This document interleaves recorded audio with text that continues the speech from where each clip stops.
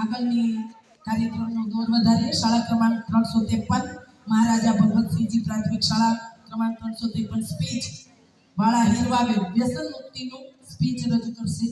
વ્યસન મુક્તિ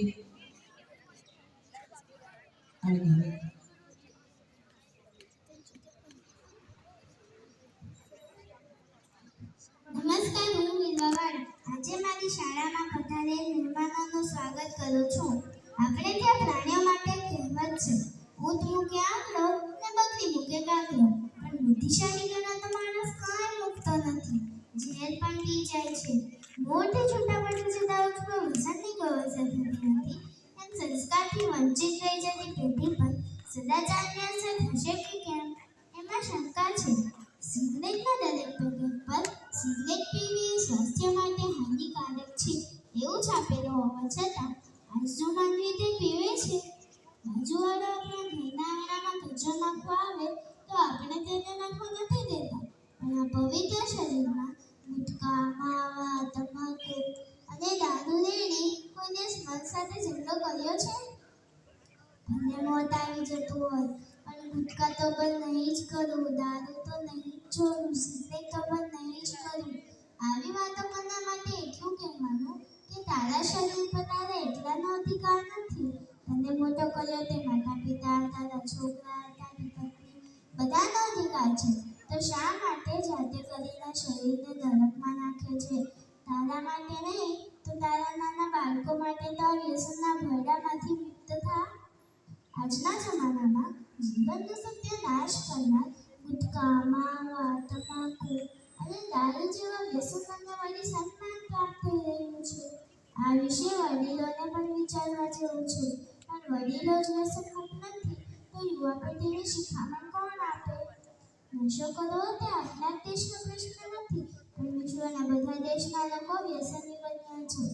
આજના આધુનિક જમાનાની ભાગદોડવાળી જિંદગીમાં એકબીજાથી ચરિયાતા બનવાની હરીફાઈ કરીને લોકોએ ડિપ્રેશનને આમંત્રણ આપ્યું છે અને આ તણાવમાંથી મુક્ત થવા માણસ વ્યસનના રવાડે ચડી ગયો છે. ખાસ કરીને આપણા યુવાનો, મજૂરો, ખેડૂતો. અને તમને નવાઈ લાગશે કે વિદ્યાર્થીઓ પણ વ્યસનના શિકાર બન્યા છે. વ્યસનનું પ્રમાણ એટલું વધ્યું છે કે ગામડામાં તો 10-10 વર્ષના છોકરા, નાની બાળાઓ અને સ્ત્રીઓ પણ વ્યસનની ગુલામ બની છે. આજની આખી યુવા પેઢીએ પોતાની કિંમતી જિંદગીને જોખમમાં મૂકી દીધી છે. અને માણસ કરતાં તો પ્રાણીઓ ચતુર છે, કેમ કે તે વ્યસન નથી કરતા. માણસ શરીરથી મહેનત કરી ધન કમાય છે. તે જ ધનથી ઝેરી પદાર્થ શરીરમાં નાખી રોગોને આમંત્રણ આપે છે. ભગવાન શ્રી કૃષ્ણ ગીતામાં કહ્યું, સર્વસ્વ ચાહમ દર્શનની વિષ્ટો, હું દરેકના હૃદયમાં બેઠું છું. આ તે કેવો બુદ્ધિશાળી માણસ, ઘરમાં ચોર ના ઘૂસી જાય તેની પૂરતી કાળજી રાખે તો પોતાના શરીરનું ધ્યાન નથી રાખતો. વ્યક્તિ પાપ કરે તો તેને એકલાને ભોગવવાનું, અને જો વ્યસન કરે તો આખા પરિવારને ભોગવવું પડે છે. અત્યારે નહીં તો ક્યારે વ્યસનથી મુક્ત થઈશું? જેમ કચરાના ઢગલામાં પડેલ સોનામહોરને જોતા જ ઉઠાવી લઈએ, એમ જગતમાં ખરાબ ભલે ઘણું બધું આપણને દેખાતું હોય, પણ તેની વચ્ચે જે સારું છે તે આપણે બચાવી લેવું જોઈએ. હા, આજકાલ માર્કેટમાં નવા વ્યસનો પણ આવ્યા છે, ઇન્ટરનેટ અને મોબાઈલનું વ્યસન. તો આજ આપણે ભીતર તપાસ કરી સારી ચીજો કરવાની જરૂર છે અને વ્યસનમાંથી મુક્ત થવાની જરૂર છે. ભૂલ કરવા માટે કોઈ સમય સારો નથી, પણ થઈ ગયેલ ભૂલને જો સુધારવી હોય તો કોઈ સમય ખરાબ પણ નથી. વ્યસન છોડી કલાનો વિકાસ કર માનવી, વ્યસન છોડી કલાનો વિકાસ કર માનવી, નહીતર બનશે જિંદગી ઘરથી ગગન સુધી. અસ્તુ, થેન્ક યુ.